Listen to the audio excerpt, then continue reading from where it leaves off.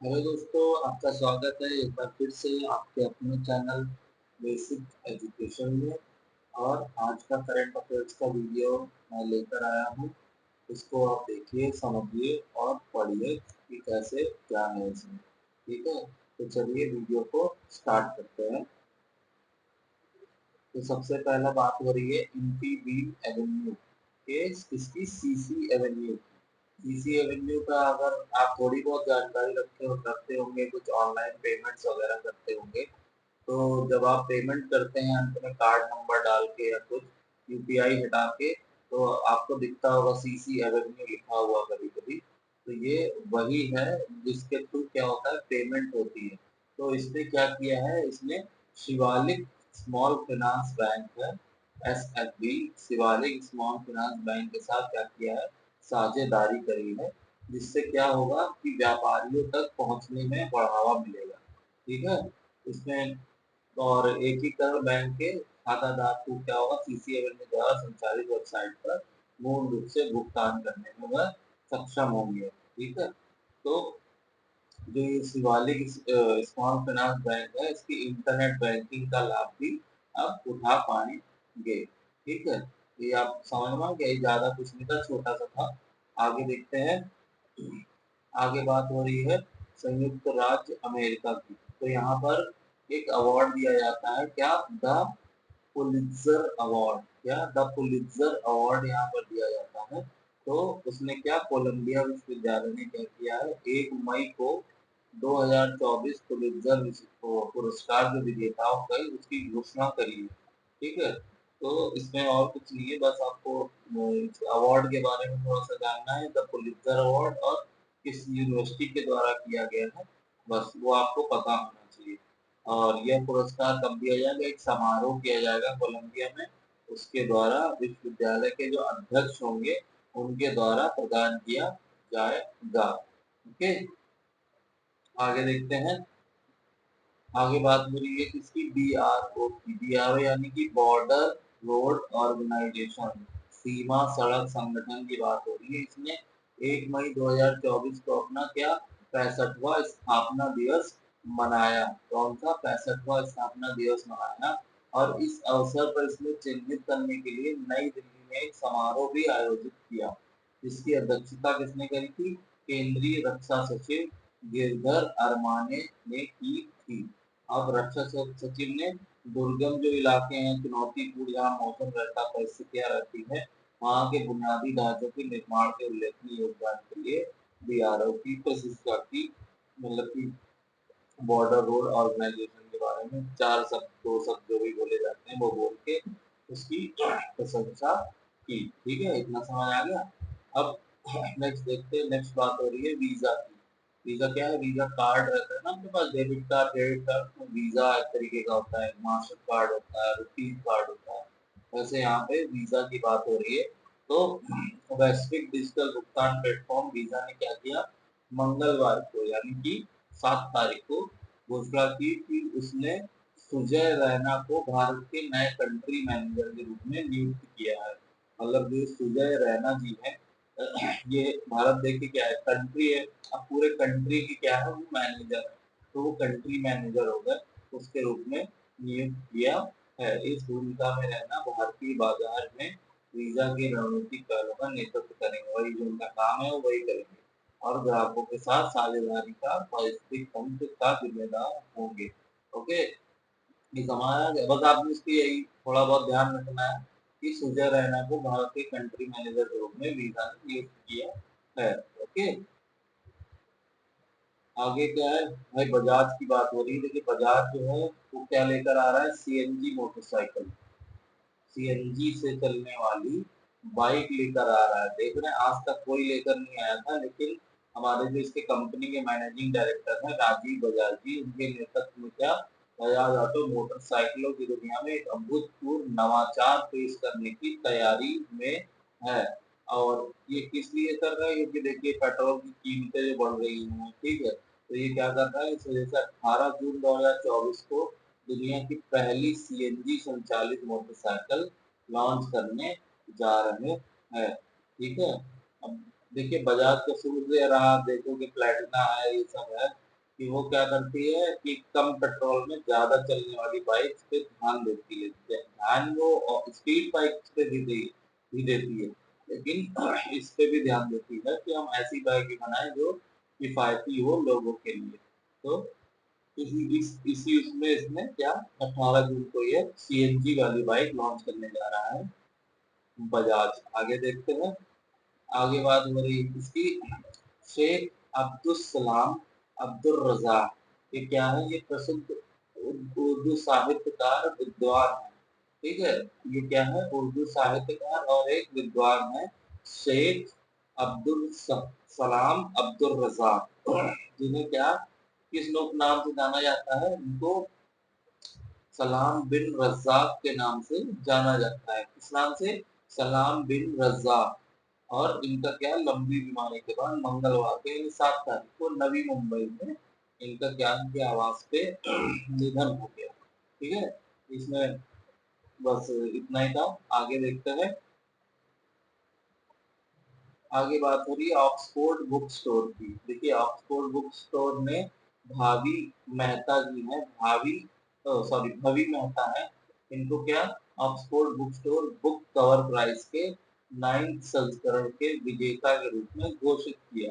मतलब जो भवी मेहता जी हैं, इनको ऑक्सफोर्ड बुक स्टोर ने कितना 9th संस्करण के विजेता के रूप में घोषित किया है। इन्होंने क्या किया था? विजेता की प्रविष्टि द बुक ब्यूटीफुल के लिए बुक जैकेट की थी, जिसे हिचैट इंडिया द्वारा प्रकाशित किया गया था और प्रदीप सेबेस्टियन द्वारा लिखा गया था। ठीक है, मतलब ये बुक है द बुक ब्यूटीफुल। इसको लिखा था किसने? प्रदीप सेबेस्टियन। और प्रकाशित किया था हिचैट इंडिया। उसका जो वो होता है ना, कवर पेज होता है आगे वाला, उसके लिए क्या, इनको सम्मानित किया जाएगा, मतलब कि इनको विजेता के रूप में घोषित किया गया। ठीक है, अब आपको समझ आ गया इतना। अब आगे देखते हैं। आगे बात हो रही है किसकी? विश्व थैलेसियन दिवस की, जो कब हर साल 8 मई को मनाया जाता है। कब? 8 मई को मनाया जाता है। और यह दिन थैलेसियन के मरीजों को समर्पित है, जो बीमारी से जूझ रहे हैं। यह एक गंभीर समस्या है जिसे दुनिया भर में कई लोग पीड़ित हैं। तो यह दिन इसलिए मनाया जाता है कि लोगों को जागरूकता फैलाई जा सके इसके बारे में कि ये क्या है क्या नहीं है। देखिए, बेसिकली क्या होता है कि जो हमारी बॉडी में खून बनता है ना, हीमोग्लोबिन, उसकी क्षमता उसको बनने से रोक देता है। मतलब ये जब रोक हो जाता है तो उसमें थोड़ी सी प्रॉब्लम आती है। और ये क्या होता है, जेनेटिक, मतलब जीन से ये रोग आता है, जो जैसे कि माँ बाप से बच्चे में चला गया। ये उस टाइप का रोग है। तो ये कब मनाया जाता है इसका दिवस? विश्व थैलेसीमिया दिवस हर साल 8 मई को मनाया जाता है। ठीक है, आगे देखते हैं। आगे बात हो रही है क्या, रेड क्रॉस दिवस की। रेड क्रॉस दिवस भी 8 मई को ही मनाया जाता है। 8 मई को क्या मनाया जाता है? विश्व रेड क्रॉस दिवस के रूप में मनाया जाता है, जो अंतरराष्ट्रीय रेड क्रॉस और रेड क्रिसेंट मूवमेंट की विशेषता और एकता का जश्न मनाने के वैश्विक दिन है। ठीक है, कौन सा? 8 मई की बात हो रही है। 8 मई को क्या, रेड क्रॉस दिवस मनाया जाता है। ओके, आगे देखते हैं। आगे बात हो रही है आईसीआईसीआई बैंक की। यानी कि आईसीआईसीआई बैंक ने एक अभूतपूर्व सुविधा के साथ अब क्या किया है, हमारे जो एनआरआई लोग होते हैं ना, मतलब जो बाहर रहते हैं या जैसे कि जॉब से न्यूयॉर्क में रह रहे हैं, कहीं रह रहे हैं, उनको भी अब यूपीआई की सुविधा दे दी है। सपोज इनके यहाँ बैंक खुला हुआ है, तो अब वो अब इंटरनेशनल नंबर से भी क्या कर सकते हैं, यूपीआई कर सकते हैं। यह सुविधा इसने इनको प्रदान करी है, किसने? आईसीआईसीआई बैंक ने। ठीक है, अब नेक्स्ट नेक्स्ट देखते हैं। बात हो रही है नेपाल की। तो नेपाल की जनसंख्या वृद्धि दर पिछले दशक में 0.92 प्रति वर्ष पर ऐतिहासिक रूप से कम हो गई है। मतलब जितनी भी वहां पे जो दर है, वो जनसंख्या वृद्धि दर वो कम हो गई है 0.92% की प्रति वर्ष की दर से, जो पिछले 80 वर्षों में सबसे धीमी हो गई है। जैसा कि एनएसओ द्वारा बताया गया है रिपोर्ट में कि अप्रैल 2011 के मध्य में अप्रैल 2021 के मध्य तक 2.7 मिलियन की वृद्धि के साथ वर्तमान जनसंख्या लगभग 29.2 मिलियन, सॉरी 29.2 मिलियन है। ठीक है, ये समझ आ गया आपको? मतलब जो भी वहाँ की नेपाल की जनसंख्या वृद्धि दर है वह पिछले एक दशक में काफी कम हो गई है, जो अब तक की सबसे धीमी। ठीक है, इतना समझ आ गया। आगे देखते हैं।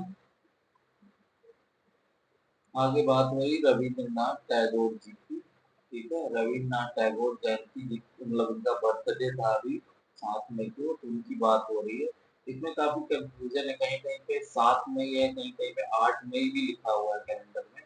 तो इनका क्या है, इनका बर्थडे था, जयंती थी। ठीक है, तो इसको जयंती को मनाने के लिए 8 मई को पड़ती है। और 7 मई 1861 को कोलकाता में देवेंद्र नाथ टैगोर और शारदा देवी हर जन्मे टैगोर का प्रभावी उनके जन्म स्थान से कहीं आगे तक फैला हुआ है, जो दुनिया भर के साहित्य, संगीत और कला में गूंजता है। ये देखिए यहाँ पर ये मैं डेट भी दी है और ये डेट भी दी है, तो इसमें थोड़ा सा कंफ्यूजन है।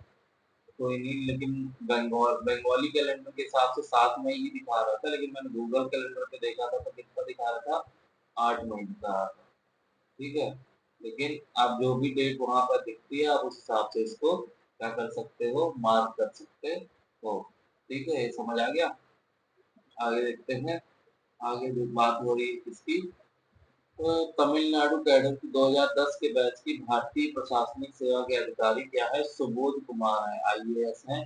को क्या किया गया है, आयुष मंत्रालय में निदेशक के रूप में नियुक्त किया गया है। ठीक है, पदभार संभालने की तारीख से प्रभावी नियुक्ति कब है, 8 अक्टूबर तक, और अगले आदेश तक, जो भी पहले हो सके। वर्तमान में कौन, कुमार खाद्य कुमार खाद्य प्रसंस्करण उद्योग मंत्रालय में अनिवार्य शिक्षा पर है। ठीक है, समझ आ गया। Kumar in the sense Subodh Kumar ji की बात हो रही है यहाँ पे।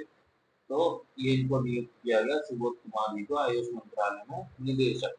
अब नेक्स्ट बात क्या हो रही है, नेक्स्ट हो रहा है मैक्सिको की बात हो रही है। युकावट प्रायद्वीप के चेतुमल खाड़ी में, देखिए एक प्रायद्वीप है युकाटन, वो जिसमें चेतुमल खाड़ी है, उसमें स्थित मैक्सिको के तांजा ब्लू होल को पृथ्वी का सबसे गहरा ब्लू होल के रूप में पहचाना गया है। मतलब वहां पर एक होल है, होल इन द सेंस कोई गड्ढा नहीं है, तो एक सर्कल सा दिखता है, वो क्या है, सबसे गहरा ब्लू होल है। ठीक है, ये कितना गहरा है, ये 1380 फीट समुद्र में गहरा है। कितना, 1380 फीट गहराई तक है। पिछले रिकॉर्ड द्वारा कितना, संसायोगले ब्लू होल को कितना, 480 फीट से अधिक पार करते हुए यह खाई वैज्ञानिक अन्वेषण और कई समुद्री जीवन की संभावित खोज के लिए आकर्षण अवसर प्रस्तुत करता है। मतलब वहां जाएंगे, इतनी गहराई तक जाएंगे अगर, तो कुछ ना कुछ नया मिलेगा, तो उसमें वैज्ञानिक पे रिसर्च कर पाएंगे, बता पाएंगे। तो इसके बारे में यही था। ओके, तो ये क्या था आज का आपका करंट अफेयर्स का वीडियो। अगर वीडियो पसंद आया हो तो इसको क्या करिए, लाइक शेयर और सब्सक्राइब करिए। मिलते हैं क्या नेक्स्ट डे नेक्स्ट वीडियो के साथ, अगले करंट अफेयर्स से।